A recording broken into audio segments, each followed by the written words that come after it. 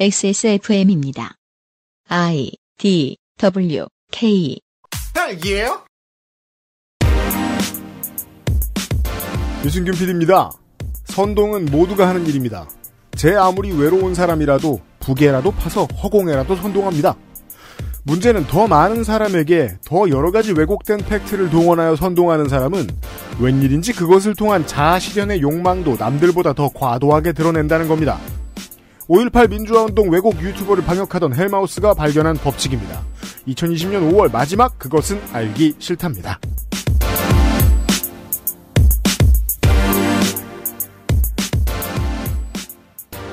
윤세민 에디터가 옆에 있고요. 네, 안녕하십니까. 윤세민입니다. 네. 이달 3주 연속으로 헬마우스 코너를 진행하고 있습니다. 마지막 시간입니다. 이 5.18 민주화운동 왜곡 발언 유튜버 방역 작업은요. 네. 네. 내년에 또 할 거예요. 네. 왜냐면 내년에도 또 다른 신제품이 나와요. 논리를 가지고 나오겠죠? 신제품이 나왔는데 저희 같은 테크 긱들이 리뷰를 안 할 수 있느냐. 네. 내년을 기대해 주시고요. 그렇죠. 예, 올해는 마지막 시간. 내년에는 막 뭐 일루미나티가 가세했다 이런 얘기 나올 수 있어요? 당연합니다. 프리메이슨 막. 네. 익숙한 화백의 유튜브 이야기와 함께. 네. 네. 오늘의 헬마우스 코너를 잠시 후에 감상하시죠. 이 헬마우스 때문에 이 화백은 저도 좀 친근해졌어요. 어느새 그렇게 됐습니다. 그것은 알기 싫다는 피터팬 컴플렉스, 핸드워시와 올인원 수업도 역시 빅그린, 이달의 PC로 만나는 컴스테이션, 8시간 다려낸 프리미엄 한방차 더 쌍화에서 도와주고 있습니다. 투쓰리에서 헤어로스까지 XSFM과 함께한 5년, 빅그린이 자연에서 해답을 찾아갑니다. Big Green 건강한 변화의 시작, 빅그린 헤어케어 시스템. 67년이었지 아마. 종로의 작은 한의원이었어. 진도산 구기자, 청궁, 당귀, 숙지황. 좋다는 건 죄에 넣고 불순물을 제거하며 8시간 정성껏 다려냈지. 임금님께 올린 그 방식 그대로 말이야. 부드럽고 달콤한 전통의 쌍화차. 요즘 사람들은 그걸 더 쌍화라 한다지. 현대인에 맞춘 프리미엄 한방차 더 쌍화. 자, 이번 주에 새로운 광고주가 많이 들어왔습니다. 네, 이번 광고주도 한방이네요. 네. 액세스몰에서 광고를 기다리며 웅크리고 있었던 상품이 있습니다. 액세스몰의 헤비 유저분들은 벌써 알아차리고 구매들 하셨습니다. 아, 몰에는 이미 올라갔군요. 네. 광고와 함께 런칭을 시작합니다. 제품의 이름은 더 쌍화.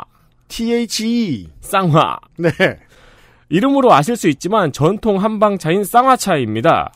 저는 요즘 사람들도 쌍화차 동호인들이 많이 있잖아요. 네. 애호가들이 많이 있잖아요. 저도 그거 얼마 전에 알았어요. 쌍화차 매니아가 있더라고요. 많아요. 네. 전 몰랐다가 대구 시내에서 예전에 야구를 보러 갔다가 손이상이 나가고 있습니다, 지금.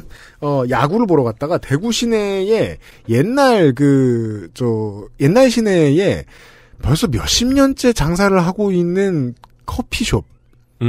옛날 말로 하면 찻집이 더 어울리는. 네. 그런 어르신들이 많이 가는 명소가 있어요. 네. 거기를 친구들끼리 갔어요.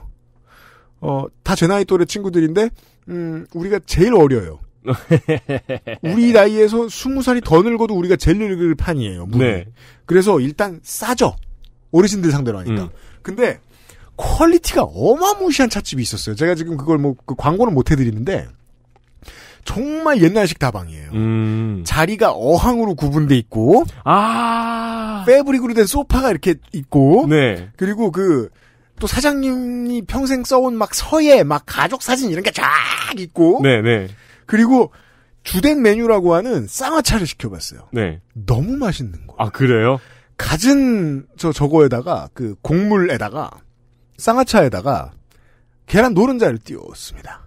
저 한 번도 못 먹어봤어요. 노른자 띄운 쌍화차. 너무 맛있어 죽을 뻔했어요. 옆에 계피 과자를 같이 곁들여줘요. 네. 완벽합니다. 깜짝 놀랐습니다. 그래서 셋이서 커피에 쌍화차에 셋이 다 하나씩 시키고서 팥빙수도 큰 거 하나 먹었는데 나가려고 보니까 13,000원인 거야. 고마워서 할 수 있는 건 팁도 모르시니까 팁도 못 드리겠고 현금으로 내는 수밖에 없었습니다. 그때 알게 된 거예요. 이게 매니아가 될 만하구나 이게. 예. 야, 자리가 어항으로 구분돼 있으면은 마시다가 맛있어가지고 옆을 딱 봤는데 옆에 계신 분하고 눈이 마주치면 로미오와 줄리엣이네요. 근데 이제 보통 붕어와 마주치게 되죠. 아, 그렇죠. 쌍화차를 잘 아시는 분들이 좋아하실 만한 퀄리티라고 저희들은 판단했습니다. 네, 훌륭한 쌍화차를 먹은 유PD님이 수락을 한 제품입니다. 네, 일단 저보다는 유면상 PD가 더 많이 먹어봤고요. 이거는 1967년부터 영업을 시작한 종로 강남 한의원에서 식품 개발 사업부를 만들고 개발한 전통 한방차입니다. 옛날 임금에게 진상했던 전통 방식 그대로 만든다고 합니다. 이 종로에 한의원이나 쌍화차 많이 파는 곳에 재난지원금 이후에 거기에 소비가 늘었다면서 이게 무슨 의미냐라고 반문하는 경제지 기자들의 기사들을 덜어봤어요. 어르신들한테는 그게 외식인 거예요. 그렇죠. 네. 네. 그리고 다수의 덕후들에게도 이게 외식입니다. 기분 전환이고요. 네. 집에 각종 곡물과 땅콩, 가른 것 이런 것들과 계란만 있으면 최고급으로 만들어 드실 수 있어요. 이게 있으면. 그렇습니다. 8시간 이상 달여내면서 김을 연속으로 서너 번을 빼면은 It's the 불순물을 제거하는 방식입니다. It's the. 이 과정은 단순히 불순물만 제거하는 게 아니고 맛과 향을 살리는 데도 중요한 역할을 한다고 하는군요. 그렇습니다. 헛개 쌍화차, 녹용 쌍화차 같은 베리에이션 버전도 있고요. 이게 뭔가요? 에티오피아산 골드빈과 브라질 원두를 쌍화차와 블렌딩한 쌍화 커피도 있습니다. 이게 무슨 뜻이냐면 에티오피아산 골드빈과 브라질 원두를 쌍화차와 블렌딩하면 쌍화 커피가 된다는 말이죠.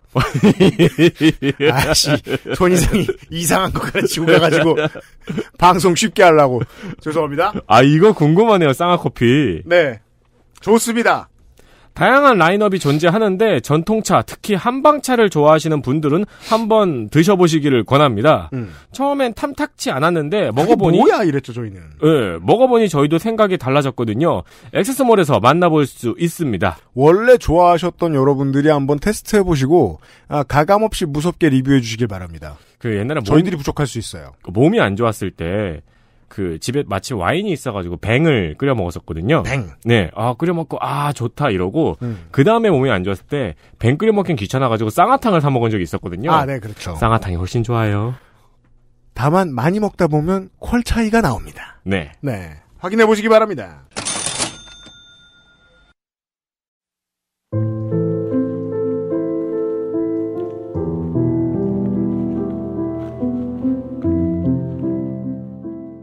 가짜뉴스 확인 과정.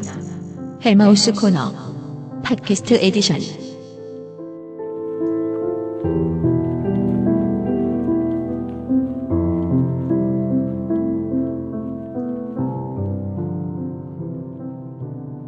(5월의) 주말에는 계속해서 헬마우스 코너로 이어가고 있습니다. 헬마우스님 어서 오세요. 안녕하세요. 헬마우스입니다. 또 다른 하나의 기술이 있어요. 네. 옛날에는요. 지만원 씨의 리즈 시절을 떠올려보면 지만원 씨의 이야기에 대해서 반박하는 분들이 너무 많이 화가 나 있으셨어요. 네. 어떻게 저런 말을 할 수 있냐고. 네. 새로운 해충 방제법입니다. 네. 헛소리는 비웃으면 됩니다. 얼마나 재밌습니까? 네. 5월에 가장 재미있는 시간이에요. 지금 이제 여러 가지 방법이 있다고 말씀을 해주셨는데. 네. 저 친구들도 이제, 5.18을 왜곡하는 친구들도 여러 가지 방법을 동원하게 되는데. 그렇죠. 지만원류라는 거는 아예 사실을 재구축할 수 있다고 착각을 했던 그 시절에 했던 이제 방식입니다. 지가 J.R.R. 마틴인 줄 아는. 그렇죠. 내가 언어도 만들고 그렇죠. 종족도 만들어야지. 엘프어 드워프어 만들면은 네. 사람들이 다 속아. 북한군 내려왔다니까? 이제 이렇게 할 수가 있다고 착각했던 네. 옛날식인데 최근에 이제 유튜브에서 활개치는 오늘 다뤄볼 그분 같은 케이스 이런 케이스들은 이제 그건 포기했습니다. 완전 재구축은 포기하고 언어를 전유하려고 하는 그래서 자기네가 유리한 단어로 방향을 틀어서 어떤 본질을 왜곡시키려고 하는 그런 시도를 합니다. 아, 단어를 더럽히는 거군요. 그렇죠. 그래서 이 5.18 광주민주화운동이라는 이제 본질을 더럽히면 네. 어차피 니나 내나 다 똥이야. 이렇게 가면 어차피 다 난장판이 되니까. 그러면 자기네 똥에 묻혀질 거라고 생각하는 이런 경우에 이제 시도하는 방법입니다. 이게 이제 엄연히 이 세계도 경쟁이네요. 아, 그렇죠. 그럼요. 네. 미디어 싸움은 언어를 전유하려는 그 패권 전쟁이 맞아요. 근데 이제 자와 우의 뭐 메이저 언론 이런 데에서 막 이쪽으로 3cm, 이쪽으로 4cm 이런 식으로 계속해서 언어를 비틀려고 싸우고 있다고 치죠. 네. 그럼 45m 간 저놈들을 만나봐야 되는 거예요, 우리가. 너네 거기서 뭐하니? 근데 목소리는 더럽게 커가지고 다 들려. 네. 자, 그런 것처럼 오늘은 이제 사실이 아니라 선동이 중요한 인간들. 네. 그걸 위해서 사람들을 혼동시키는 전략을 취하는 자기 나름의 가짜뉴스 영역을 구축해온 그분. 네. 우리의 맛집 윤화백님. 윤화백님. 네. 평양냉면 같은 자다가 가끔 생각날 때가 있는 그 맛. 네. 그 맛으로 한번 돌아봐 보도록 하겠습니다. 평양냉면한테 갑자기 죄송하네요. 네. 아무튼, 그럼요. 네. 그 이자의 욕망이 조금 독특한 건 뭐냐면 그 전에 이제 저희가 다뤘던 자 같은 친구들, 네. 이런 친구들은 좀 더 명확하게 코인터리를 목적으로 내세우고 그게 굉장히 쉽게 눈에 띕니다. 아하. 티가 나요. 욕망은 쉽게 보인다. 네. 근데 우리 윤화백님 같은 경우는 그 욕망이 좀 더 심부에 있는 뭐냐? 자기 실현. 이게 굉장히 중요한 사람입니다. 그래서 단순히 돈을 버는데 그치지 않고 일종의 자아 실현 내지는 자기를 인정받고자 하는 그런 욕망이 굉장히 중요해서 뭔가 야부리를 떠는 중간중간에 결국에는 마지막에 가면 자기 얘기를 슬쩍 낑겨 넣으려고 하는 거. 아, 그 포기하지 못한 싸이월드 감성. 그걸 포기하지 못합니다. 그걸 깔끔하게 포기하면 좀 더 선동이 잘 될 것 같은데 네. 결국은 자기 얘기를 끼워넣는 바람에 사람들이 따라가다가도 이거 정신 번쩍 나는 그 모먼트를 만들고야 맙니다. 옛날에 제가 이상한 언론사 취재한 적이 있었는데 응당 은퇴하셔야 될 별로 능력도 없는 분들이 네. 거기에서 이제 뭐 언론사 만든다고 뭐 하시는 분들이 계시는 거예요. 저는 하도 답답해서 이분들이 왜 이럴까요? 취재하신 분한테 물어봤더니 그분은 중년이셨거든요. 두 가지가 필요한 거야. 월급이랑 명함.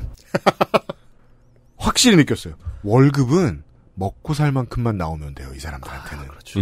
명함이 중요한 거예요. 명함이 중요하죠. 플렉스를 하고 여생을 보내고 싶은 거야. 나중에 제가 한번 쭉 정리를 해드리려고 했는데, 유튜브의 그 조류 중에 하나가, 언론인 출신 유튜버들입니다.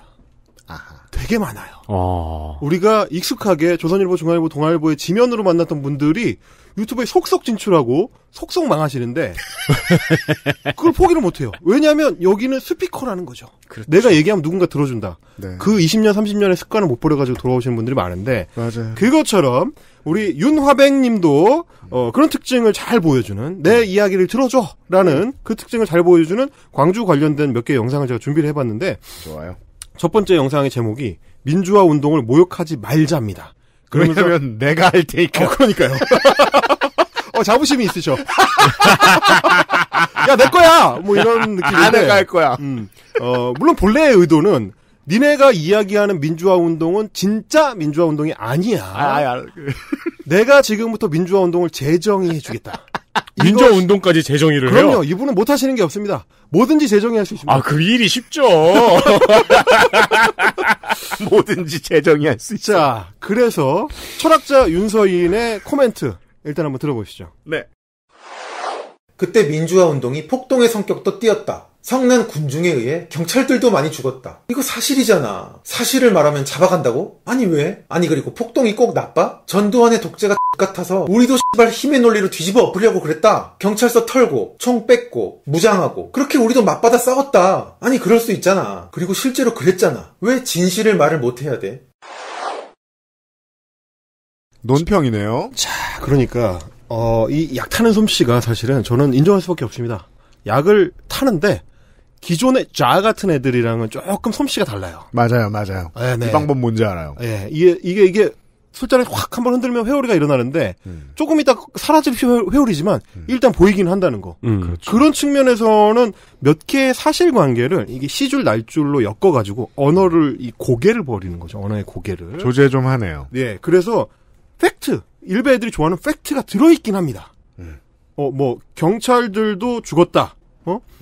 그리고 뭐 폭동이라는 단어를 집어넣어가면서 전두환의 독재가 거지 같아서 우리도 힘의 논리로 뒤엎으려고 그랬다라는 식으로 말을 합니다. 전두환의 그 독재 행위 내지는 이제 내란 행위가 거지 같았다는 팩트인데 힘의 논리로 뒤집어 엎으려고 했다. 요걸 타죠. 는 거짓말이죠. 여기서 스테로이드를 타죠. 그렇죠. 1대1로 섞을 수 있는 게 아니거든요, 이게. 그렇죠. 네. 그 전에 다른 걸 또 탔어요. 성난 군중의 경찰들도 많이 죽었다. 군중이 이만큼 성나기 전에 시민들을 경찰이 많이 죽였고요. 그렇죠. 성 전혀 안 났던 시민들도 죽였습니다. 그렇죠. 요건 빼주는 게 또 조제법이에요. 그러니까요. 드라이진 같은 걸 넣어야 되는데 안 넣거나. 그렇죠. 넣지 말아야 되는 럼을 넣거나. 네. 이런 식으로 지금 약을 타는 거죠. 그러면서 제일 저는 정말 이렇게 대단하다. 나름의 어떤 그 스킬이 있다라고 생각하는 게 폭동의 성격을 띄었다라는 표현입니다. 네. 그러니까 폭동설을 주장을 하면서 광주 민주화 운동은 운동이 아니고 폭동이었어라고 이야기하는 게 아니라 폭동의 성격을 띄었다.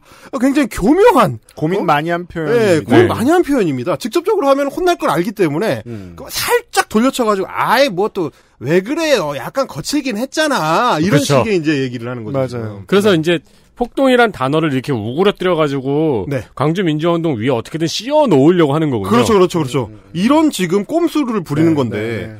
그러니까 말하자면 이 영상을 한 7분, 8분짜리 영상을 보는 사람들은 단어 하나하나의 뜻을 면밀하게 꼼꼼하게 따져가지고 보는 게 아니기 때문에 자칫하면은 그 폭력성이라는 거에 이제 의미부여가 강하게 되면서 슬쩍 넘어갈 수 있는 그 대목입니다. 하지만 저는 직업이 단어의 뜻을 따져보는 그렇죠. 니들이 뭔 말을 하는지 하나하나 추적하는 사람이기 때문에 따져봤습니다. 일단 표준국어 대사전에 여러분도 인터넷에서 쉽게 접하실 수 있는 표준국어 대사전에 이렇게 되어 있습니다. 폭동, 명사, 집단적 폭력 행위를 일으켜 사회의 안녕과 질서를 어지럽게 하는 일. 이렇게 되어 있습니다. 사회의 안녕과 질서를 어지럽게 하는 일. 이 뜻을 알고 썼다면 참 틀렸군요. 정확하게 뒤져보니까요. 네. 정확하게 틀려. 딱 반대되는 얘기를 한 거죠, 지금. 자, 우리가 알고 있기로 사회의 안녕과 질서를 어지럽히는 일을 80년 5월에 했던 애들은 따로 있죠. 반란군 놈의 그렇습니다. 그거를 정확하게 대법원 판결문에 적어놨거든요. 그 얘기를. 그러니까 말하자면 사회의 안녕과 질서를 어지럽히는 게 목적인 거라면 광주 항쟁은 정확하게 그 반대에 있고 이걸 인수분해하니까 의도가 드러나네요. 그렇죠. 그러면 이걸 뒤집고 싶은 거네요. 그럼 광주 항쟁의 성격은 원래는 뭐냐면 시민의 저항권이거든요. 네. 헌법에 명시되어 있는 시민의 저항권입니다. 그러니까 시민이 나라를 지키려 했던 건데. 그렇죠. 그건 굳이 비교를 하자면 그런 반란군들의 반헌법적 행위에 맞서 싸우는 일이기 때문에 굳이 따지자면 기본 인권을 지키고자 했던 프랑스 혁명 당시의 혁명군. 그렇죠. 네, 가까운 거죠. 그러니까 이게 그 반란군 놈의 들이 사회의 안녕과 질서를 어지럽게 해서 그 와중에 시민들이 피해를 보니까 저항권을 행사한 거잖아요. 그렇습니다. 정확하게 그런 건데 폭동이 있긴 있었네요. 전두환이 한. 네. 맞습니다. 그 폭동 사이에서 시민들의 생명이 위협을 받았으니까. 이게 뭐냐면 사전적 의미를 넘어서 크게 분류를 하자면 사회적 의미에서 이제 폭동이 두 종류가 있는데 조금 전에 말씀하신 대로 그 반란군들의 행위를 대법원이 법적으로 명시를 해가지고 폭동으로 규정을 했습니다. 네. 뭐라고 했냐면 이제 판결문에 이렇게 나와 있는데요. 전두환 일당들이 내란 목적으로 일으킨 무장 폭동이다. 이게 이제 12.12부터 5.18에 이르는 1년의 이제 무장 폭동. 이거를, 저 판결문에 적시를 해놨고, 다른, 폭동에 대한 다른 정의를 살펴보자면, 시작점에서는 이제 나름대로 이유가 있었지만, 결국에는 약탈과 무분별한 폭력행위가 이제 무차별적으로 벌어졌던 90년대 미국의 이제 LA 폭동. 네. 그런 경우가 일반적 의미의, 우리가 알고 있는 의미의 이제 폭동이죠. 그래서, 반면에 이제 광주 항쟁 기간 동안에 이제 시민군이나 그 지도부의 어떤 행동을 보면 여러 자료를 통해서 확인되고 있는 게 굳이 단어를 요약하자면 질서, 평화, 나눔입니다. 광주 항쟁 기간 동안에 원래는 일반적 의미의 폭동 상태였더라면 약탈당하는 1순위였어야 되는 게 이제 백화점이라든지. 그렇죠. 은행이라든지 이런 주요 시설들이 돼야 되는데 그런 시설들에 대한 약탈행위는 전혀 없었고 다만 하나 약탈은 아니지만 파괴된 시설이 하나 있죠. 광주 MBC라고. 그 당시에 이제 시민군들 혹은 시위대의 그 상황을 정확하게 전달하지 않았던 그렇죠. 어용짓을 하고 있었던 이제 광주 MBC에 대해서만 불길이 치솟았던 그런 장면이 있었고 그러면 모든 언론이 침묵하고 있었는데 그거 하나 건드린 것만도 아주 젠틀했습니다. 그렇죠. 그래서 사실 그 남의 비극을 가지고 얘기하는 게 남의 비극도 아니죠. LA 폭동은. 네. 가지고 기준 삼아 얘기하는 게 죄송하긴 하지만 LA 폭동 같은 기준선이 있잖아요. 그렇죠. 그러니까 처음에는 인권운동으로 시작을 했다가 뒤에는 약탈만 남았던. 네네. 네. 그래서 이제 엄한 한인들이 이제 피해를 받고 사망하고 이제 이런 문제들이 생겼던. 그렇죠. 그런 이제 행위가 같이 가야 그걸 이제 우리가 폭동이라고 할 수 있는 건데 오히려 광주 시민들은 그 당시에 이제 자원봉사에 나서서 뭐 주먹밥을 여성분들이 만들어 가지고 시민군을 먹이거나 혹은 시민군들이 나서서 질서를 유지하거나 일부러 그 플랜카드를 건 게 뭐 북괴는 오판 말라. 그렇죠. 네. 그 유명한 이제 사진이 있죠. 맞습니다. 말하자면 우리가 벌이고 있는 이 저항권 행사가 니들 좋으라고 하는 게 아니야라는 선명한 선언. 그래서 이 행위를 이미 계엄군이나 그 신군부들이 전유해가지고 북한과 연결시킬 거를 예상하고 미리 방어막을 쳐놨었던 네. 그런 상황까지 이제 있었기 때문에 그 피켓을 써서 들고 있는 그 당시에 들었던 네. 분은 이게 40년이 지나가지고 그렇게 중요한 사진이 됐을 줄 몰랐을 거예요. 그럼요. 심지어 그리고 자는 이 사진을 못 봤을 거야. 심지어 그 사진의 보도와 깊이 연관돼 있는 사람이 이제 전 조선일보의 그 기자였던 조갑재 대기자 그렇죠. 같은 사람이 이제 이 증언을 했었던 내용 중에 하나고요.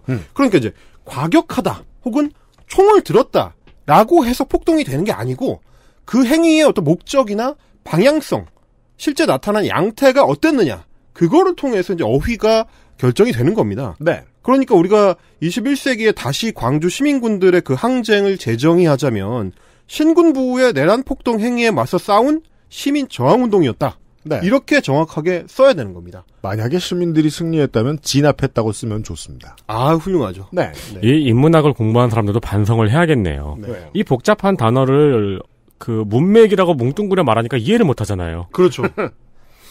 자. 그래서 그 윤서인 같은 친구들이 자꾸 시도하는 게 이런 식의 단어 몇 개를 조합해서 의미를 흐트러뜨리는 겁니다. 얘가 이제 단어를 얼마나 이제 교묘하게 그 바꾸고 말장난을 하는지 다음 그 음성도 한번 들어보시죠. 나도 민주주의를 위한 운동은 필요하다고 생각해. 좋은 리더의 좋은 독재 아래서는 굳이 민주화 운동이 필요 없겠지만 나쁜 독재자의 나쁜 독재 아래라면 민주화 운동은 반드시 필요하다. 이게 내 생각이야. 당연히 나도 민주주의를 억압하는 나쁜 놈이 있다면 맞서서 싸워야지. 윤튜브는 민주주의를 지지하고 연대하고 응원합니다. 민주주의를 억압하는 게 독재인데요. 네.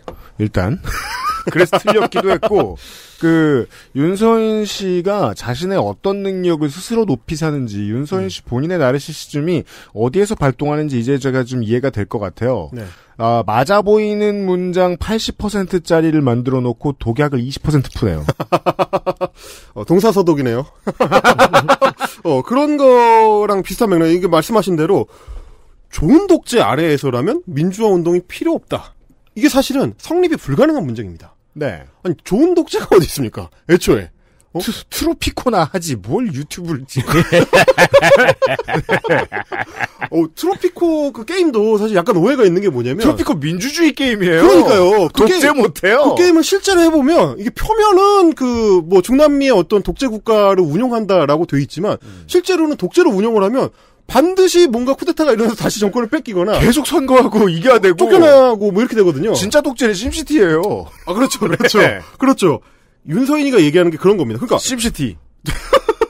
아 좋은 독재라는 게 이게 이제 저희 그 어릴 때 그 잘못 복용하는 독서 중에 은하영 전설이라는 스페이스 오페라가 있습니다. 그 소설에 너무 멋있게 독재자를 그려. 예. 라인하르트 폰 로엔그람이 이제 주인공으로 나오는데 잘생겼어요. 은하제국의 그 독재자가 잘생기고 금발에 막 젠틀하고 얼마나 백성을 사랑하는데 말이야. 그 판타지를 다나카 요시키가 심어주는 바람에 우리 윤서인 같은 애들이 망가지는 케이스가 되는 거죠. 좋은 독재가 어디 있습니까? 애초에 성립이 안 되는 단어를 가져와가지고 교묘하게 끼워 넣으면 좋은 독재 상황에서는 민주화 운동이 필요 없다. 얘가 이 얘기를 왜 하느냐면 자, 독재가 나쁘다는 거는 한국에서 성장한 사람이라면 다 이미 공유하고 있는 인식이니까 네. 독재 자체를 욕하거나 독재자를 욕하는 거를 이제 피할 수가 없다. 그건 해야 될 것 같아요. 그건 해야 될 것 같아. 근데 그러면 박정희랑 이승만 어떡하지? 내가 좋아하는 사람들인데. 그렇죠. 그 고민에 맞닥뜨리게 된 거죠. 그래서 창조에는 단어가 뭐냐? 좋은 독재가 있다. 그렇죠. 좋은 독재의 그 좋은 리더의 좋은 독재라는 새로운 개념을 만들어가지고 박정희하고 이승만을 싹 빼고 전두환부터는 나쁜 독재야. 이렇게 얘기하려고 하는 이게 이제 단어의 재전유입니다. 그래서 똑같은 말인데 네. 군주제가 더 좋다라는 말을 못하는 거군요. 그렇죠. 차마 못하는 거죠. 그걸 차마 못하는 거죠. 똑같은 말인데. 그러니까 이제 이런 게 바로 말하자면 형용 모순인 건데 존재할 수 없는 개념을 이 단어의 합성만으로 만들어낸다. 이게 우리말이 너무 아름다운 언어라서 그래요. 단어 두 개를 붙이면 단어가 되긴 되거든. 그렇죠. 좋은 독재라는 단어가 되긴 돼요. 있을 수 없는 개념이지만. 그러니까 따라서 이게 이런 말도 가능해요. 이 사람의 말에 따르면 독재하는 민주주의라는 말이 돼요. 이건 팥빙수 중탕 같은 소리. 그렇죠. 맞죠. 네. 네? 제가 맨날 하는 얘기 있잖아요. 바티칸 지리학 같은 소리 오고 있어요. 팥빙수 중탕은 약간 매력적인데. 녹기 전에 먹어야 돼요. 그러니까요. 금방 없어집니다. 그 먹고 있는 동안 양옆으로 김이 계속 올라오잖아요. 팥 샤브샤브. 이렇게 되는 건데. 그러니까 지금도 들어보시면은 말장난이 웃기는 게 좋은 독재 앞에는 좋은 독재자라고 안 하고 좋은 리더라고 합니다. 좋은 리더. 네. 그다음에 나쁜 독재 앞에는 나쁜 독재자라고 해가지고 갈라치기랍니다.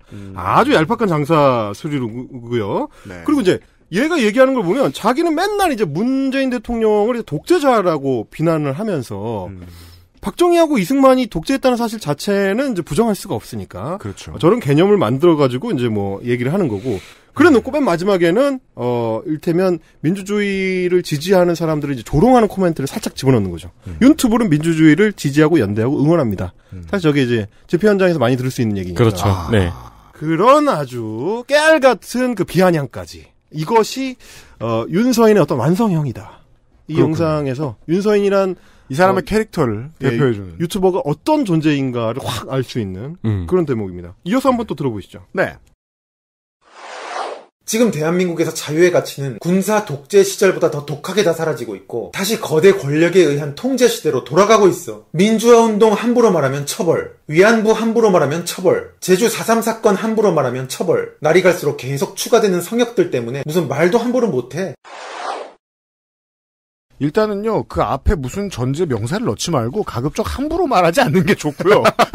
함부로 말하면 처벌이라고. 함부로 말하지 않았으면 해요. 윤서인의 또 하나의 스킬 중에 하나가 뭐냐면 이런 식으로 나열을 하는 겁니다.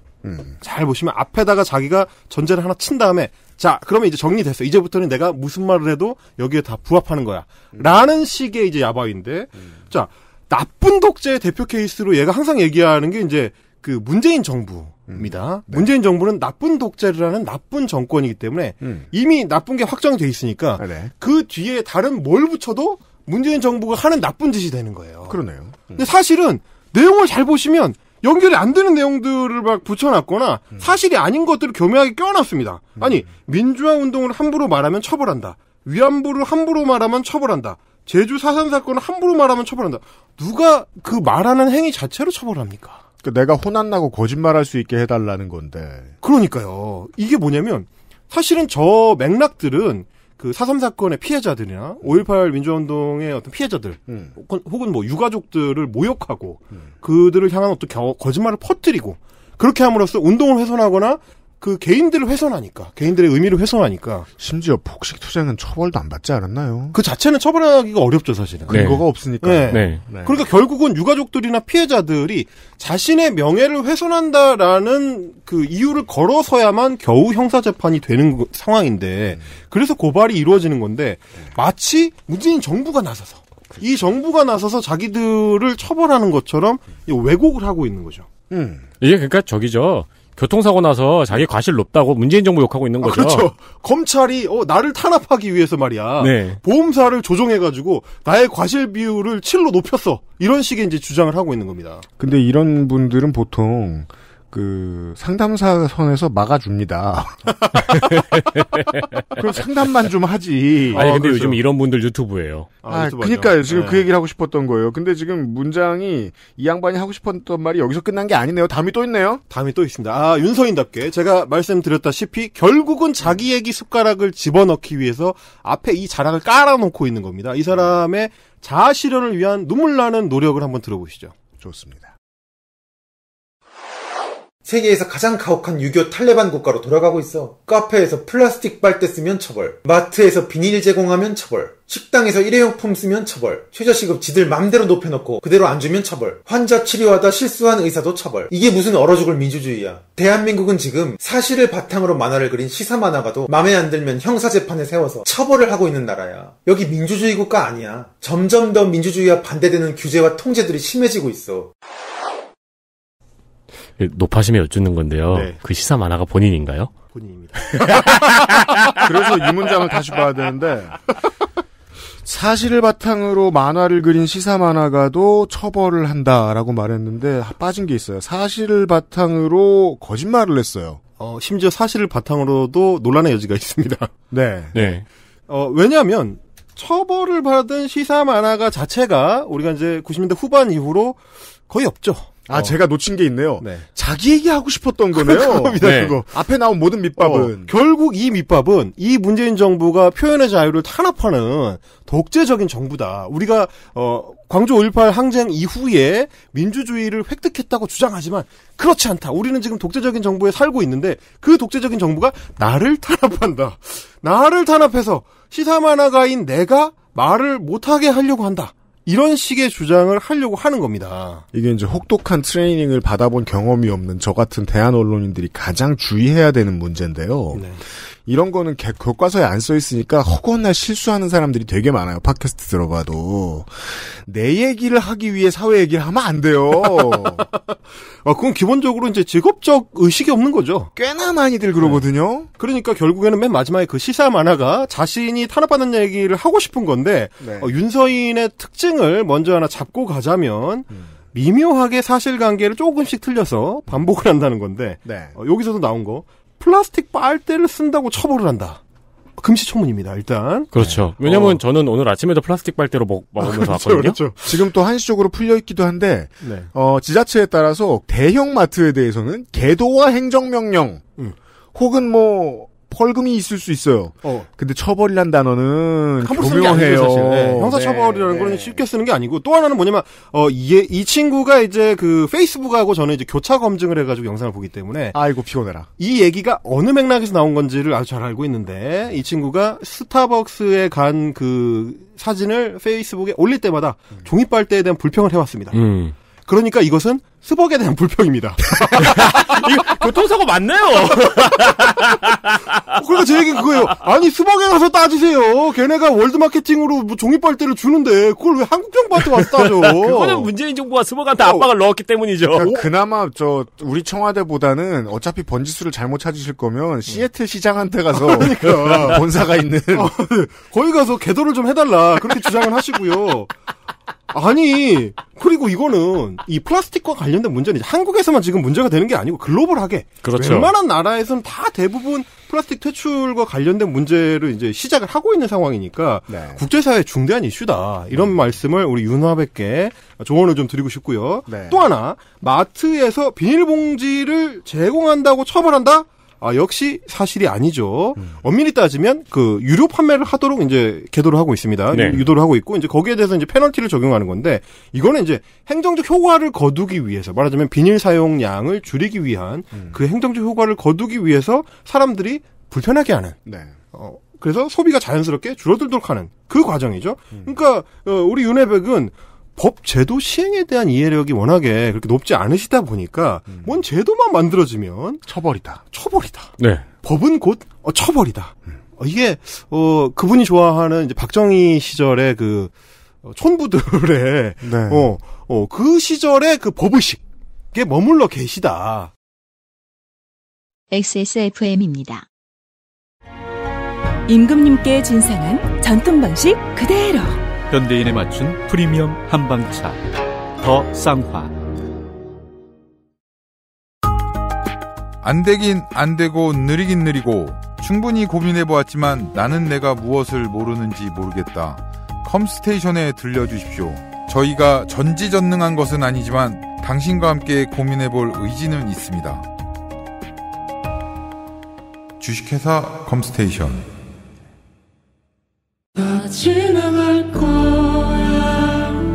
밴드 피터팬 컴플렉스의 신곡 다 모두 그냥 유튜브와 모든 음원 사이트에서 확인하세요. 이게 이 시사 논평하는 극우 유튜버도 저도 이제 이것 때문에 공부하느라 좀 보고 있으면 이 양비론이 참 쓸쓸하고 우울한 게 그래서 이런 걸로 안 좋다 저런 걸로 안 좋다 말하면서 자꾸 옛날을 얘기하고 싶어 하는데 이 사람들이 옛날과 이게 제대로 이제 번역을 하면은 거의 한 얘기 이렇게 돼요. 박정희 때랑 똑같다 혹은 비슷하다로 표현하려고 하는 정도가 돼버리는 거예요. 그러면 사실은 자기가 지지하는 그 사람들에 대한 욕도 되거든요. 전 그게 되게 문제라고 그렇죠. 생각해요. 네. 예. 이거 나쁘다, 이거 처벌이다, 이거 박정희 때나 이러던 거자. 박정희 짱. 정확한 말씀이신데, 사실상 윤소인 구독자가 다 되셨다. 걔가 맨날 하는 얘기입니다. 네. 전두환 때나 하던 거 아니냐? 이제 이런 얘기인 건데. 그러면서 전두환 짱. 무슨 소리야! 이거는 왜 그러냐면, 말씀하신 그대로입니다. 이게 워낙 옛날이 되니까. 전두환 때만 해도, 50 때만 해도 워낙 지금 이제 40년이 됐고, 박정희 때는 더 오래됐고, 그러다 보니까 그 시기를 보내지 못한 세대 입장에서는 우리 민주화가 어떤 과정을 거쳐서 이제 완성이 됐는지 그걸 못 보고 이미 완성이 된 이후에 성장을 했기 때문에 그죠. 실제 사실을 모르니까 그거를 헷갈리게 만들려고 하는 목적입니다. 네. 그래서 지금 약간의 생활의 불편을 가지고 뭐 박정희 때나 마찬가지다. 민주화되기 전에 이만큼 심각했다라는 식으로 거짓말을 하는 건데 네. 몇 가지만 말씀을 드리자면 우리가 흔히 아는 그 막걸리 보안법 그게 이제 윤서인 작가가 이제 좋아하는 박정희 시절에 있었던 네. 막걸리 마시고 취해서 유신헌법을 욕하면 안기부에 끌려가던 시절 이거는 사실 우리가 지금 이야기하는 표현의 자유의 영역으로는 감히 비교를 할 수가 없는 그렇죠. 어처구니 없는 시절이 있었고 실제로 징역을 살았습니다. 그런 분들이 네. 그런 시절이 있었고 80년대만 해도 학생운동을 할 때 이제 학생들이 시위를 할 때도 옥상 시위라는 게 따로 있었습니다. 네. 그러니까 자기 몸에 밧줄을 매달고 옥상에 올라가서 민주화를 외쳤는데 네. 이렇게라도 해야 한 3, 4분 정도라도 뭔가를 외칠 수 있는 시간을 확보할 수가 있었기 때문이거든요. 그래서 80년대 후반 학번들, 90년대 초반 학번들은 학생회에서 무슨 행사 있고 뭐 걸 거 있어도 옥상에서 거는 걸 안 했다고 하죠.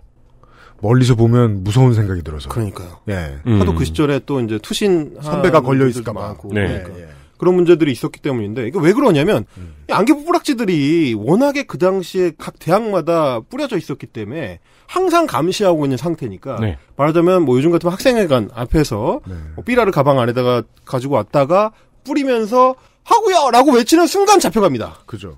이 소리를 내는 순간 잡혀갈 정도로 이미 감시가 이게 촘촘하게 이루어지고 있었던 상황. 이게 이제 나이 들고 옷 못 입는 복학생들이 어울리지 못하는 문화가 이때부터 시작됐는지도 몰라요. 혹시 형사 아니야? 너무 올드한데? 너 혹시 안기부야? 뭐 이런. 그렇죠. 네. 그러니까 그런 시절을 지나서 우리가 민주화를 만들어낸 건데 이런 얘기들을 결국에는 교묘하게 자기 스토리와 섞어서 내가 문재인 독재 정권의 탄압을 받고 있다. 이 서사를 만들어내기 위한. 아니 근데 사실은 윤서인은 10분 내내 문재인 대통령을 욕하는 영상을 찍어가지고 올려서 그걸로 심지어 돈을 법니다. 네. 그러고 있으면서 무슨 지가 탄압을 받았다고 하는 건지. 그렇죠. 표현의 자유를 마음껏 누리면서 돈을 벌고 있죠. 그러니까 우리가 지난 시간에도 말씀을 드렸던 민주화 운동의 선배들이 피땀 흘려서 이룩한 민주화의 결실 위에서 문재인을 욕하고 있으면서 그럼요.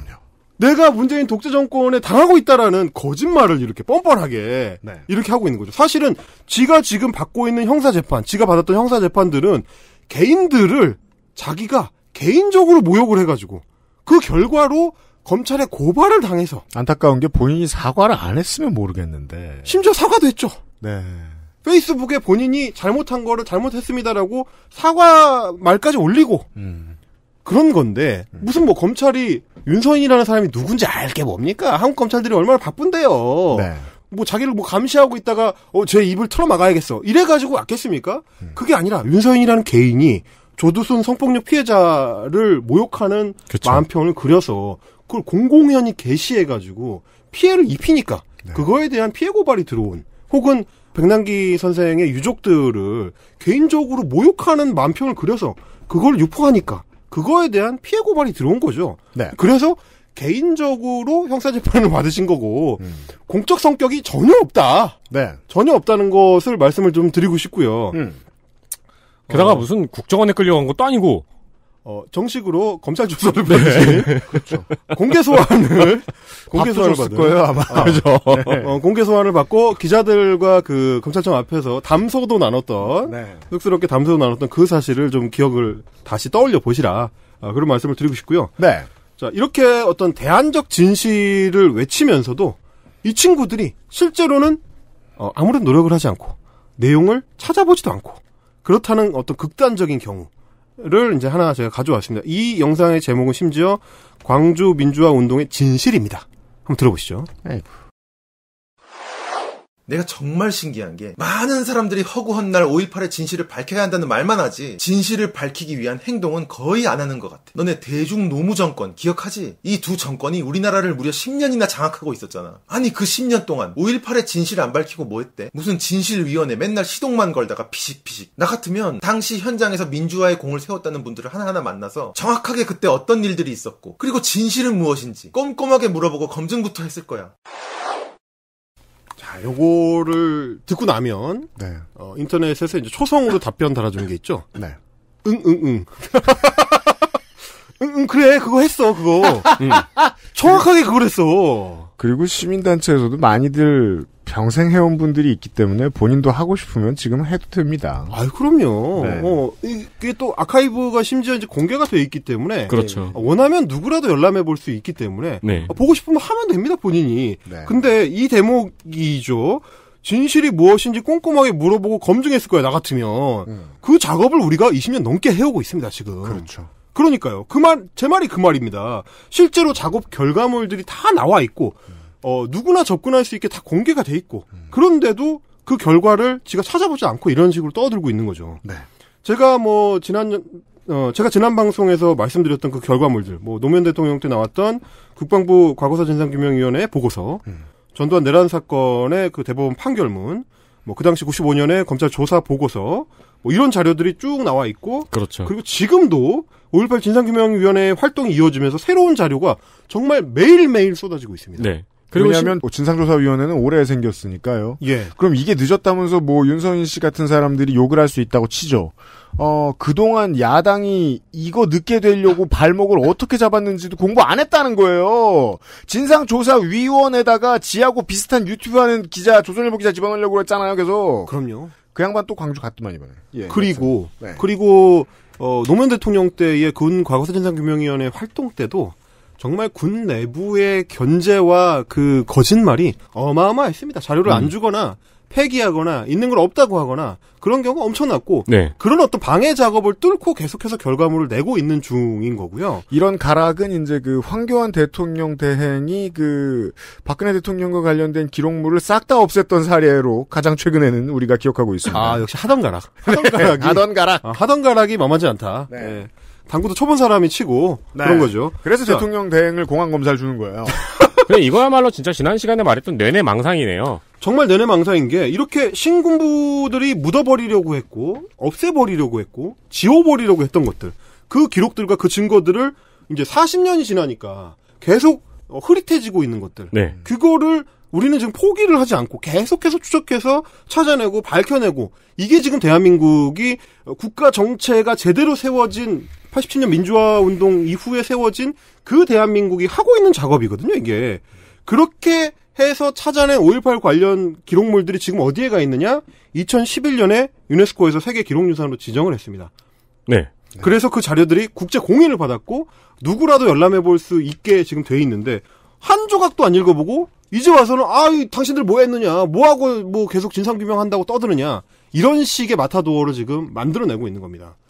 그러니까 쟤네들은 말하자면 관심도 없고 진실을 밝혀내는 일에 관심도 없고 정작 찾아보지도 않았고 그냥 5월만 되면 어떻게든 광주를 폄훼하고 모욕하려고 할 때 그럴 때만 이제 뭐 DC나 뭐 일베나 이런 데 뒤져가지고 저는 영상을 만들어내는 거죠. 저 친구가 사실은 4.3 사건 때도 똑같은 얘기를 했었는데 마찬가지로 5.18 때도 비슷한 영상을 저렇게 또 만들고 있는 겁니다. 네. 사실 저는 이제 이런 야바위의 방식들 다 밝혀냈었던 거 아니야? 혹은 진작에 다 했어야 됐던 거 아니야? 왜 못하고 있다가 이제 와서 자꾸 똑같은 얘기를 반복하면서 진실을 밝혀야 한다고 하느냐라는 저 주장이 사실 세월호 참사에 대해서 그동안 구구들이 해왔던 그 행태와 본질적으로는 완전히 같다. 이렇게 네. 봅니다. 못하게 해놓고 계속 못하게 하다가 몇 년 지나니까 이제까지 뭐 했냐. 그렇죠. 그리고 다 밝혀진 거 아니냐. 재밌어요. 그런 일관성이에요. 무고한 시민들이 다수 목숨을 잃는 상황이 생기면 극우들은 반드시 달려가서 그 상처 입은 사람들을 짓밟지 못해서 되게 애를 써요. 저는 오늘 그 본능적인 공포에 대한 생각을 해봤거든요. 이 친구들이 이런 공포가 있는 거예요. 국가가 잘 못했다. 혹은 현재의 기득권이 잘 못했다. 과거의 기득권이 잘 못했다. 이런 걸 인정하는 게 자신의 패배라고 생각한다는 게 가장 신기해요. 지는 그 기득권도 아니거든? 그러니까 네가 하나 회면 이해를 할까 말까 해. 네. 근데 줄 댄 것도 아니고 멀리서 그냥 패기 이런 단어 쓰면 안 되지. 심리적 연결. 팬인 새끼가 심리적 연결이 어마어마하게 돼 있는 거예요. 그게 내 권력인 줄 알고. 그러니까. 내가 향유하는 권력인 줄 알고. 그래서 그 피해자들을 모욕하고 폄훼하는 말을 뱉어내는 것이 자신의 권력인 것처럼 착각하는 이제 그런 상황인 건데 그래서 이 친구들이 계속 얘기하는 게 뭐냐면 세월호 때도 그렇고 5.18 때도 그렇고 4.3 때도 그렇고 지겹다. 그만해라. 뭘 더 볼 게 있냐. 이 얘기를 똑같이 지금 반복하고 있는 겁니다. 그렇습니다. 그러니까 그 진실을 파헤치는 과정들을 지겹다라고 규정하는 것이 어쩌면 일종의 목적처럼 돼 있는 거. 네. 이게 지금 이 현상의 어떤 본질이고요. 이게 왜냐면 좀 전에도 말씀해 주셨지만 파면 팔수록 나오는 게 지들이 팬심을 갖고 있는 그 세력. 그 세력의 추악한 맨 얼굴. 네. 맨 몸뚱이. 너무너무 추해서 사실은 우리도 보고 싶지 않은 진실이죠. 얼마 전에도 그 광주 진상규명위원회 활동 결과 밝혀진 것 중에 하나가 우리가 지난 시간에 짚었던 광주 교도소 관련해서 네. 광주 교도소의 안매장을 시민들의 그 시신을 안매장하고 거기서 고문 활동이 있었다는 거를 그동안 계속 부정을 해왔는데 네.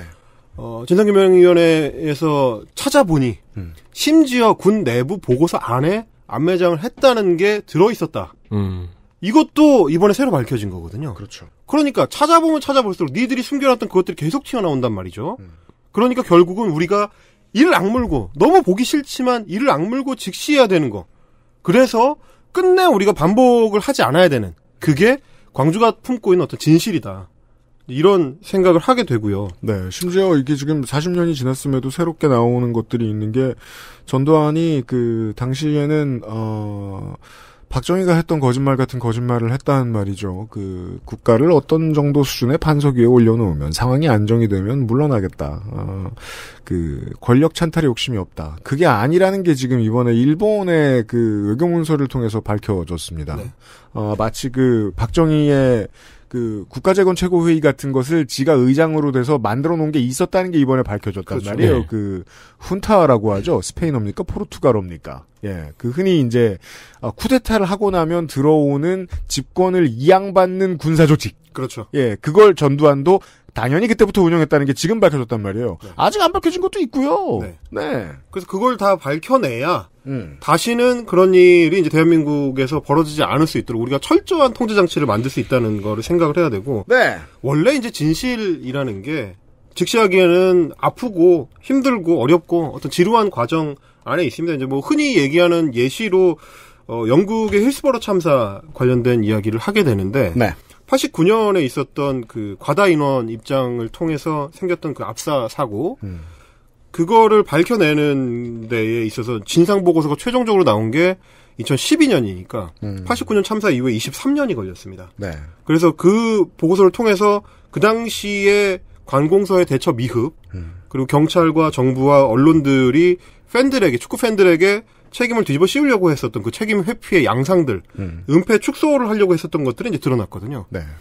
이 사례를 우리가 주로는 세월호 참사와 관련해서 이야기를 많이 하고 네. 그 밝혀내는 과정을 힐스버로 참사와 비교를 많이 하는데 저는 지금 국가폭력에 시달렸던 우리의 현대사, 근현대사 전반에 걸쳐서 이 어떤 진실 추적 과정을 적용해야 된다고 생각을 합니다. 우리는 영국에 뭐 23년이 아니고 그보다 더 긴 시간이 걸리더라도 그럼요.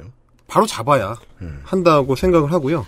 저희 나왔던 출연진 분들이 몇 번 말씀하셨던 게 일본 같은 경우에는 특히 환경 문제로 송사가 걸리고 그러면 20년, 30년이 가고 재판 자체가 20년, 30년으로 오래 걸린다. 오음진리고 사건도 그랬고요. 그렇죠.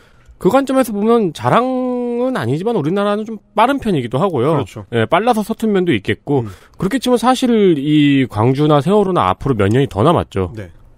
그 광주 얘기를 5월에 하면서 꼭 그 얘기를 한번 해보고 싶었는데요. 기왕 이제 그 동영상들을 타격하는 거 말고 한 가지를 좀 덧붙이자면 제가 이제 오랫동안 같이 작업을 했던 그 정치학과 교수분이 방송 작업을 같이 했던 분인데 보편적으로는 그분이 이제 보수로 분류가 되는 분이고 80년대에 이제 대학을 다니셨는데 보수로 분류되는 사람이지만 술자리에서는 늘 그 얘기를 했습니다. 우리 세대는 모두가 광주의 자식들이다.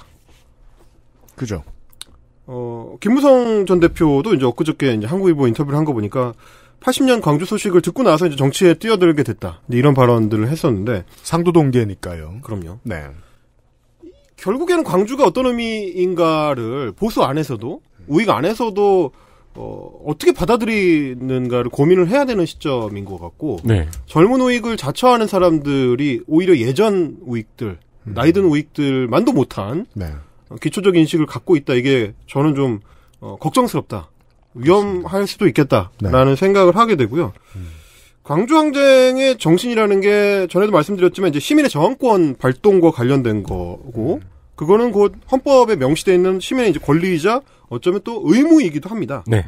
그래서 이제 대한민국 사회가 이제 광주 항쟁의 빚을 지고 있다라는 건데 바로 그렇기 때문에 그 저항 정신이 현현한 그 사례로서의 광주가 있었기 때문에 새로 제정될 헌법에는 반드시 뭐 5.18 정신을 넣겠다라고 하는 그런 시도가 있는 거고 이런 어떤 광주에 대한 시민적 합의, 사회적 합의를 깨뜨리고 싶다면 그런 욕망을 가지고 있다면 최소한의 이 근거나 문제의식을 좀 갖고 와야 되지 않을까.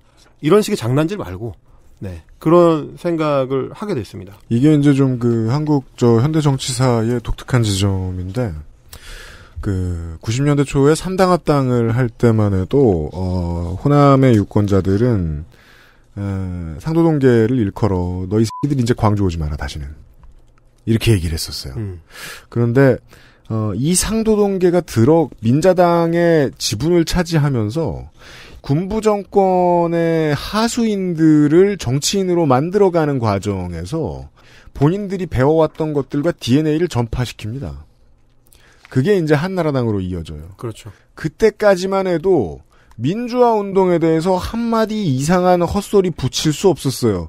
그런데 이게 이제 이명박 정부 지나서 박근혜 정권으로 넘어오면서 박근혜는 본인이 박정희에 대한 제사로 정치를 했다고 생각할지 모르겠는데 실제로 제사떡을 잡아잡순 건 전두환이에요. 그렇죠. 이 사람이 퍼뜨린 문화적 DNA는 군부 정권을 젊은이들로 하여금 호위하도록 만들게 됐어요. 그리고 이제 또 하나 뭐 전두환의 유산 중에 하나라고 할 수 있는 게 이제 광주 폄훼와 관련해가지고 광주 항쟁 폄훼와 관련해가지고 기본적으로 깔려 있는 혐오 정서 그것도 뭐 다른 표현이 없습니다. 호남 혐오 정서와 만나게 되는데 지난 시간에 계속 그 얘기했던 좌와 안정권 사단들이 계속 자기네 영상에서 혹은 뭐 집회 현장에서 내세우는 게 우리가 전라도 출신이다. 내가 광주 산다. 이런 얘기를 굉장히 그 강조를 하면서 저런 짓을 계속 벌이는데 그런 종자들의 어떤 출현이 제가 생각할 때는 소수자나 약자들 중에서 종종 나오는 내부 부역자들 하고 굉장히 닮아 있습니다. 그러니까 뭐 예를 들면 흑인 노예 저도 딱 이 캐릭터를 생각했어요. 그러니까요. 흑인 노예 역사에서 보면 마치 자기가 백인 농장주의 입장에 더 가까운 것처럼 생각하고 행동하는 그러면서 동족들을 오히려 더 후려치는 존재들. 뭐 영화 장고에 나오는 그 사무엘 잭슨의 그 집사장 스티븐이 있죠. 네. 그런 경우 그 집사장 스티븐이 흑인들을 채찍질하면서 혹은 후려 패면서 니그로라고 이 저열한 것들이라고 이제 비하하는 그렇죠. 그 양상을 보게 되는데 네. 이게 어떻게 보면 백인보다 더 흑인들 자신들의 동족인 흑인들을 혐오하고 니그로들은 게을러가지고 이렇게 그렇죠. 네. 이런 식의 그 동족 비하를 하는 행동이 굉장히 유사하게 나타납니다. 이 스티븐 10장이 이제 그 영화에서 죽기 전에 하는 왜냐면은 이제 그 사무엘 L. 잭슨 선생이 이제 출연하는 영화에서 모든 그 팬들은 영화 팬들은 한 단어를 기다리거든요. 죽기 전에 그 단어를 해요. 그렇죠. 머더 땡땡을. 네. 아주 그동안 본 머더 땡땡 중에 일품입니다. 가장 찰지. 착착 붙죠, 아주. 네. 그런 어떤 양상을 우리가 그 고민하게 되면 뭐 일제강점기로 치면은 뭐 일본인보다 더 독하게 조선인들을 핍박했던 조선인 순사들이나 요즘 제가 밀고 있는 표현으로 아종화된 나치다. 아종화된 나치라는 건 네. 독일 나치들보다도 더 독하게 굴었던 오스트리아 나치나 네. 혹은 폴란드 내에 자생한 폴란드 나치들. 네. 그 자들이 오히려 더 독하게 자신의 동족들을 핍박하고 폄하하는데 나섰다. 그런 부분들을 생각하게 되고요. 그래서 그렇습니다. 저는 헌법 정신과 함께 이 호남 혐오 문제를 연결을 해서 우리가 유튜브 내에 퍼져 있는 그 광장적 혐오 문제, 폄훼 문제를 접근해 봐야 될 것 같다. 이런 생각을 5월에 다시 해보게 됐습니다. 이런 얘기였습니다. 저는 이제 공수부대를 나왔죠. 제가 그때 그때 내가 제대하면 세상에 팟캐스트라는 게 생길 것이다. 나는 시사 프로그램 진행을 하게 될 것이다. 어떻게 그렇게 생각해요? 모르죠. 뭐 산에 가서 타블렛을 들고 왔을지. 아니 스티브 잡스도 몰랐을 건데 뭐. 태블릿도 어떤 시절이고 그래서 이제 제대하면은 그냥 평범하게 일을 할 것인가 아니면 또 음악이나 하고 다닐 것인가 그 고민을 하고 있었죠. 네. 근데 그래도 괜히 궁금해서 상황실에 밤새 상황 서면 장교들은 자요. 그렇죠. 그리고 이제 그 부사관들이 깨 있습니다. 네. 이제 남은 떡볶이를 훑다가 이제 부사관들이 새벽이 되면 솔직한 얘기를 많이 해요. 그래서 이제 물어봅니다. 그때 얘기도 물어보고 했었어요. 제가 있던 부대에 그 삼공수여단도 가까이 바로 옆에 붙어 있던 부대였기 때문에 투입됐죠. 네. 예, 삼공수여단 출신의 그 원사분들이 계셨어요. 원사하면 제가 군대에 있을 때 원사하면 그때 하사였다는 얘기거든요. 그 물어봐요. 그러면은 뭐 당연하다는 듯이 그렇게 답해요. 안 쏘면 내가 죽을 것 같아 써야 됐다. 네. 라는 얘기를 해요. 저는 그 여러 명의 원사들에게 그 얘기를 들었어요. 실제로 군생활을 2년 동안 같이 했던 양반들이고 누군지 다 아는데 이 사람들이 원사 달고 명예롭게 제대할 때까지 군생활 다 했습니다. 무슨 진실이 밝혀졌긴. 여기서 진실이 밝혀졌다는 단어를 정확히 하고 싶은데요. 책임자 처벌입니다. 그렇습니다. 예. 그 중에 하나로 책임자 처벌이 있습니다. 네. 아주 많은 책임자들은 그대로 살고 있습니다. 그리고 그들이 무엇을 책임져야 할지도 법원이 아직 결정해주지 않은 것들이 너무 많습니다. 네. 영원히 그리고 그러지 않았으면 좋겠다. 아무도 책임질 문제가 아니다. 혹은 시민들이 책임질 문제라고 계속 얘기하고 있는 공부를 매우 못하는 공부할 생각이 애초에 없는 네. 약을 잘 타는 이런 유튜버들에 대해서 5월 한 달 동안 얘기를 해봤습니다. 헬마우스 코너였습니다. 수고 많으셨어요. 감사합니다. XSFM입니다. 딸기예요?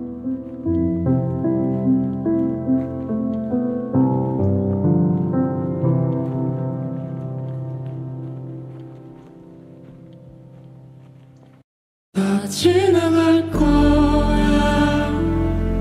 다. 밴드 피터팬 컴플렉스의 신곡 다 모두 그냥 유튜브와 모든 음원 사이트에서 확인하세요. 모두 사라질 거야. 다 그냥 지워질 거야. 다. 지금까지 피터팬 컴플렉스의 신곡 다 모두 그냥이었습니다. 유튜브와 모든 음원 사이트에서 확인하세요. 지나갈 거야.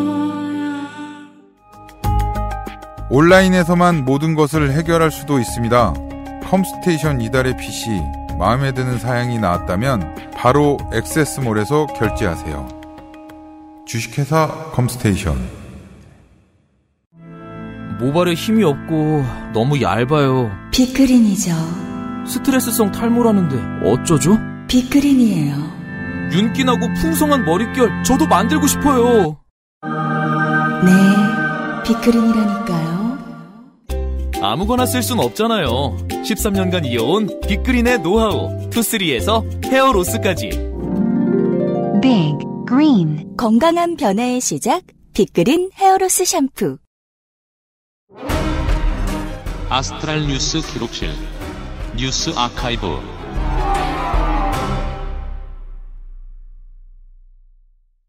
헬마우스 코너 다음 달에 다시 만나기로 하고요. 뉴스 아카이브입니다. 자, 이번 주 중요 뉴스에 어울리는 옛날 뉴스가 있는데 11년 전 얘기입니다. 11년 전에만 해도 거의 개미 수준이었던 어떤 재벌의 이야기입니다. 그렇습니다. 정확히는 27년 전 이야기입니다. 네. 이 경영권 승계 과정이라는 거대한 역사를 우리는 라이브로 보고 있습니다. 그럼요. 2009년 5월 29일 에버랜드 전환사채 저가 발행 혐의로 기소되었던 이건희 전 회장에게 무죄가 확정되었습니다. 네. 지금까지 이어지고 있는 삼성그룹의 경영권 승계 과정의 세 번째 단계쯤 됩니다. 보면은 지금의 이재용 부회장은 일생에 걸쳐서 경영권 승계를 받고 있는 중이에요. 힘듭니다. 그래서. 네. 왜냐하면 삼성 입장에서는 어찌 보면 가장 잘한 삼성의 입장에서는 가장 잘한 경영권 승계일지도 몰라요. 네. 왜냐하면 다른 기업들은 난이 일어나서 쪼개졌기 때문입니다. 그렇죠. 네. 이제 문제는 이제 승계가 끝나면 은퇴할 나이가 될 수도 있다는 건데. 게다가 지금 공언해 놓은 바에 의하면 손자들은 망했어요 지금. 그렇죠. 네. 각자 월급 받으면서 살아야 돼요.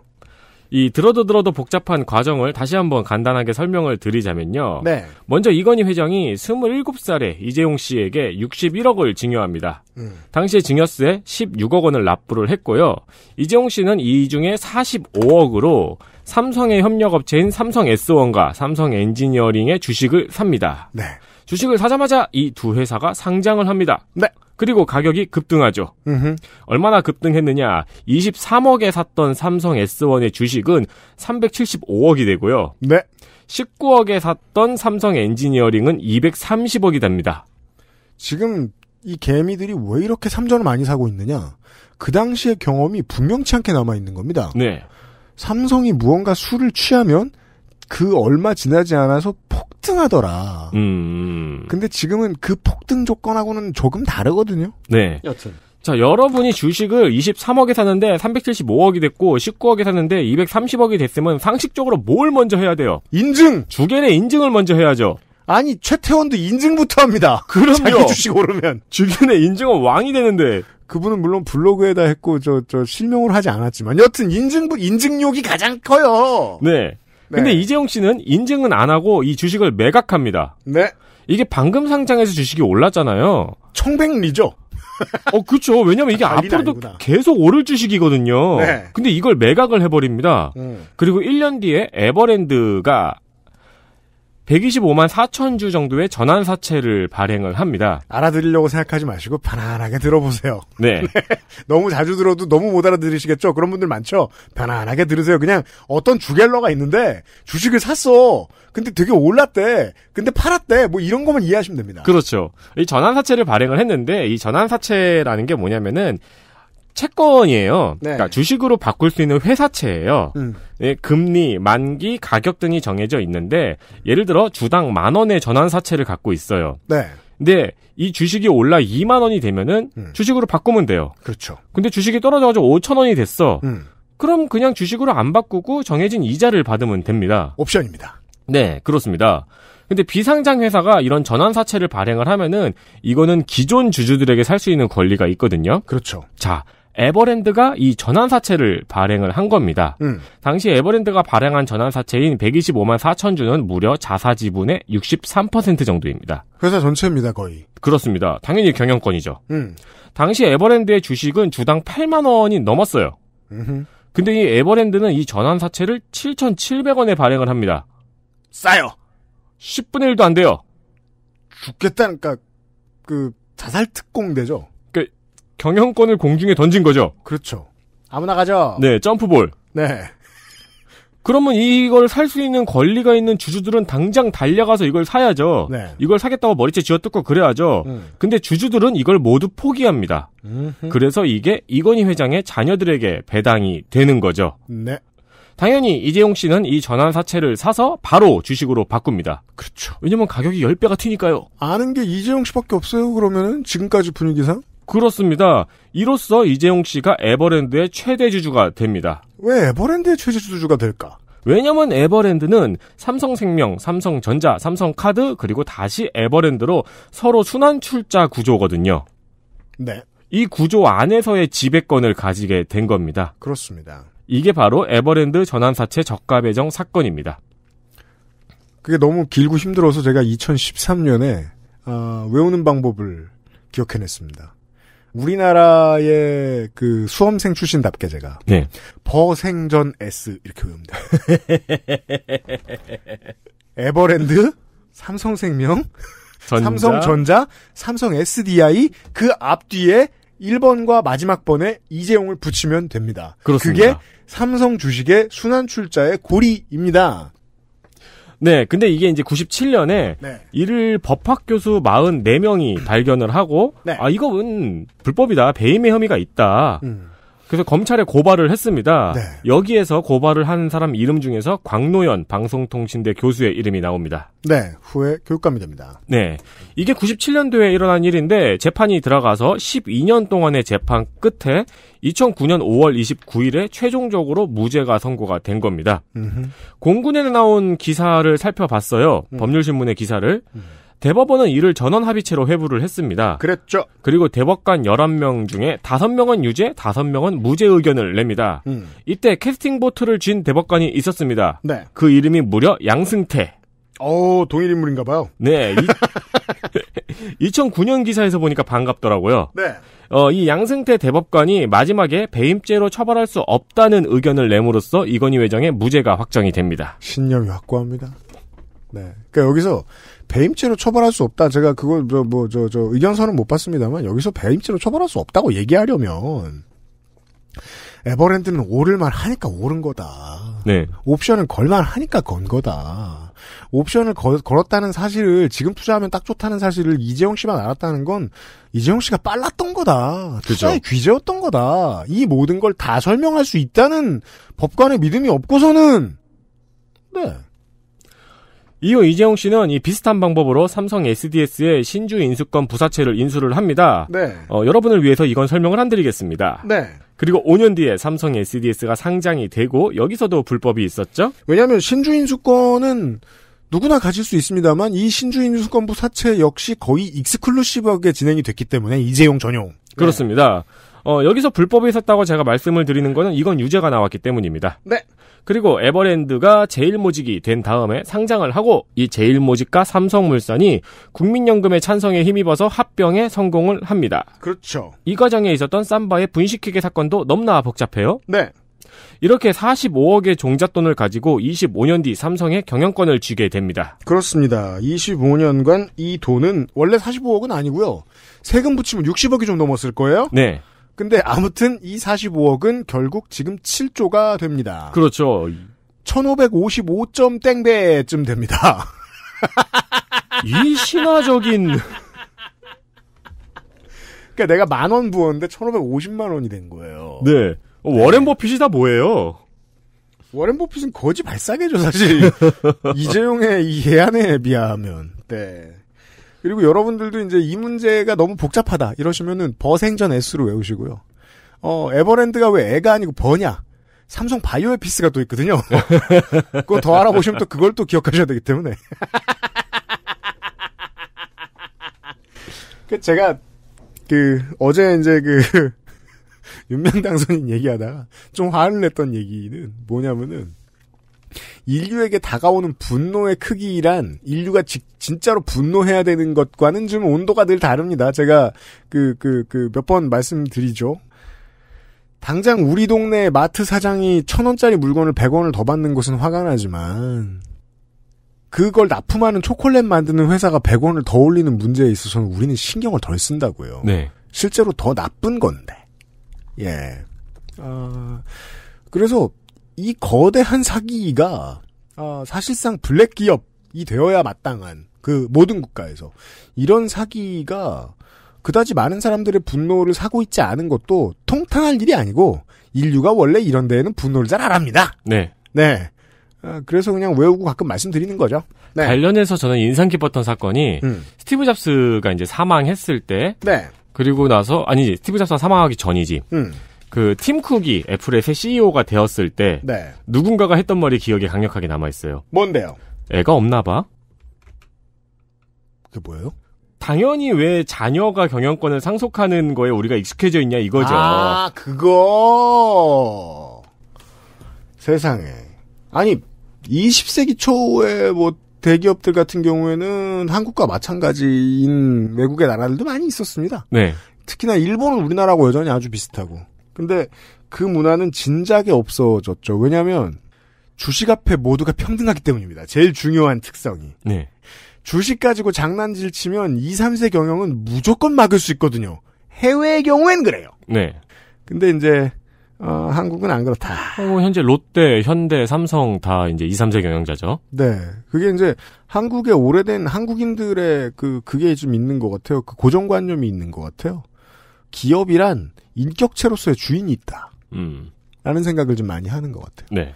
그게 맞을 때도 있는데 모두가 그렇게 생각하는 건 좀 이상하거든요. 자, 두 번째 뉴스는 이제 얼마야? 66년 전의 얘기입니다. 네, 1954년 5월 25일의 일입니다. 사진작가 로버트 카퍼가 베트남에서 지뢰를 밟아 사망합니다.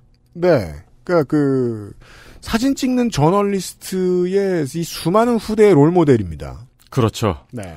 아는 사람에겐 너무 유명한 이름이고 이름을 모르시는 분들도 카파의 사진은 분명히 봤을 겁니다. 그러니까 종군 기자의 끝판왕. 맞습니다. 되는 인물입니다. 네, 역사상 가장 존경받는 종군 사진 기자죠. 네.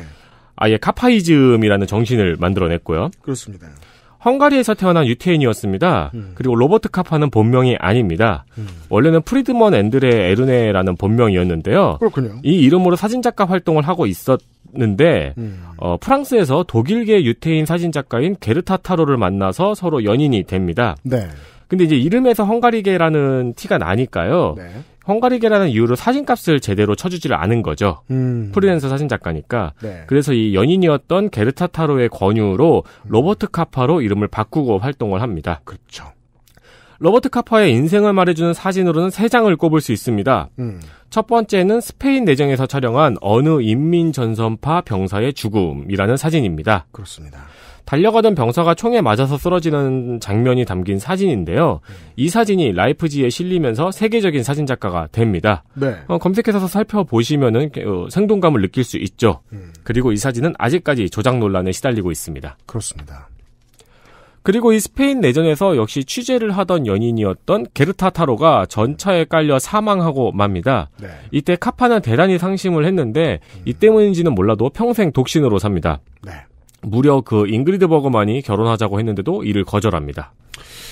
사실 나이 들고 경력이 쌓이면 이 성격이 잘 맞아도 별로 결혼하고 싶지 않다고 저는 얘기를 들었어요. 은비한테. 결혼은 이제 살면 살수록 하기 싫은 네. 거라고. 네. 결혼은 안 했는데 여성 편력은 대단했어요. 네. 네, 특히 유부녀들하고. 네. 그리고 두 번째 사진은 노르망디 상륙작전에서 찍은 사진인데요. 무려 오마하 해변에 같이 상륙해서 사진을 찍었습니다. 오마하 해변의 전투 장면 같은 거를 우리가 이제 미디어를 통해서 가장 피부에 와닿게 봤던 것은 아마도 이 라이언 일병 구하기의 상륙작전 그렇죠. 같은 장면들을 상상하면 좋을 것 같아요. 네, 바로 그 라이언 일병 구하기의 상륙작전이 오마하 해변의 장면인데요. 네. 그 장면을 찍는데 도움이 된 게 바로 이 로버트 카파의 사진입니다. 그렇군요. 이 오마하 해변은 연합금 전사자만 3,000명이에요. 그러니까 그냥 걷다 죽었단 얘기예요. 네, 나도 맞아요. 모르게. 네. 노르망디 상륙작전에서 가장 지옥이었던 현장이 오마하 해변입니다. 무려 종군 사진 기자가 여기 같이 상륙을 해가지고 사진을 찍은 거예요. 게다가 그 시절에는 줌이 힘들죠. 줌은커녕 AF도 아니어가지고 초점도 내가 잡아야 되죠. 그냥 그 당시의 사진은 보면은 어디서 찍었는지를 절대로 모를 수가 없다는 겁니다. 그렇습니다. 네. 여기서 106장의 사진을 찍었거든요. 근데 상상을 해보세요. 우리 병사를 찍는 거잖아요. 네. 뒤에서 총알이 날라오는데 등지고 사진을 계속 찍고 있는 거예요. 맞습니다. 106장의 사진을 찍었는데 현상하는 사람이 실수로 사진을 태워버려서 10장만 남게 됩니다. 네. 이 극적인 스토리 때문에 세계적인 종군 기자가 됩니다. 그렇죠. 그 유명한 말 중에서 로버트 카파의 사진에서는 화약 냄새가 난다는 말이 있어요. 네. 뭐 굉장히 과장인 것 같은데 이 오마하 해변에서 찍은 사진을 보면은 진짜 화약 냄새가 납니다. 네. 마지막 사진은 인도 차이나 전쟁 중에 베트남에서 프랑스군의 뒷모습을 찍은 사진입니다. 네. 이 사진을 찍은 후에 지뢰를 밟고 사망합니다. 그 사진은 남았다. 그렇습니다. 돌이켜보면 그의 연인이었던 게르타 타로도 전장에서 취재 중에 사망을 했잖아요. 네. 그러니까 낭만적이고 숭고한 죽음이라고 할 수 있습니다. 로버트 카파의 이제는 작품이 됐죠. 네. 세월이 지나서. 옛날엔 그냥 사진이었는데. 작품들을 쳐다보고 이제 제가 그 언론인들을 많이 만나고 느낀 게 확실히 현장 취재 기자와 탐사보도 기자는 요즘의 세대들하고는 멘탈이 달라요. 네. 더 단순하고 모험적이에요. 아, 단순하다는 게 인상적이네요. 왜냐면 내가 그러니까 이 나쁜 상황을 무릅쓰고 위험한 취재를 해오죠? 선악은 대중이 판단하면 그만입니다. 네. 그래서 사진을 찍든 내가 저 탐사보도를 하든 구도만 잡아서 찍어옵니다. 그러면 나머지 저널리즘의 역할은 국민이든 나머지 언론인이든 글 쓰는 양반들이든 알아서 해줘요. 네. 그게 낭만적이에요. 네. 예. 그게 좋아서 사진 기자를 하는 사람들이 많이 있습니다. 네. 예. 그 나름의 낭만이 있죠. 좋게 말하면, 말 만들어내는 사람들의 피로가 없어요. 거짓말 안 쥐어짜도 되거든요. 맞아요. 예. 그 거짓말은 각자의 머릿속에서 알아서 만들게 두고. 네. 예. 그림은 남거든요. 말씀하시는 중에 머릿속에 여러 필리처상을 받은 사진들이 떠오르네요. 그러니까, 사진을 보면서 지금 유피님이 말씀하셨던 걸 떠올리면서 이런. 판단하고 찍을 필요 없어요. 네. 취재 사진들을 살펴보는 것도 아마 괜찮을 것 같네요. 네. 그러니까 처음부터 마지막까지 핵심 역량이 인간미라는 걸 되게 많은 사진을 보면 알 수 있거든요. 저희처럼 말하는 놈들은 꼭 그렇지만은 않거든요. 뉴스 아카이브였습니다. 감사합니다. 이번 주에 그것은 알기 싫다. 여기까지 하겠습니다. 사실상 이제 이번 정부 후반기에 들어서면서 재미있는 현상들이 많이 나타나고 있는데 제가 보는 재미있는 것들 중에 하나는 시장주의에 대한 무조건적인 반발이 부작용을 불러일으키는 때가 지금 다가왔다. 거의 다 왔다. 목전까지 온 것 같다. 라는 느낌이 너무 강하게 듭니다. 이제 제가 다른 방송에서는 작은 정부의 시대가 끝났다라는 얘기를 좀 했었는데 저는 실제로 그렇게 믿고 있고요. 근데 작은 정부의 시대가 끝났다는 건 시장 경제가 제 기능을 다 하지 못해서 시장 경제가 없어져야 된다는 뜻이 아닙니다. 수정자본론이죠. 그러니까 시장이 역할을 제대로 하기 위해서 정부의 개입이 많이 필요해졌다는 뜻이지요. 그 네. 안에는 뭐 기초적인 복지의 확대도 있을 수 있고요. 세제의 변화도 있을 수 있고요. 예. 노동과 관련된 입법에 대한 태도의 변화들도 있을 수 있고 다양한 게 있는데 여기서 놓치지 말아야 될 건 시장이 없어져야 하는 게 아니라 시장이 지가 알아서 스스로한테 자해를 가하기 전에 말려줄 존재로서의 정부가 필요하다는 뜻이거든요. 근데 이제 어떤 사람들이 얘기를 들어보면 시장이 아예 없는 게 낫다는 얘기를 하는 사람들을 더러 볼 수 있는데요. 그 사람들은 전 메신저를 의심하죠. 그 사람들의 삶을 가만히 보면 다 관에서 주는 걸로 먹고 살았어요. 예.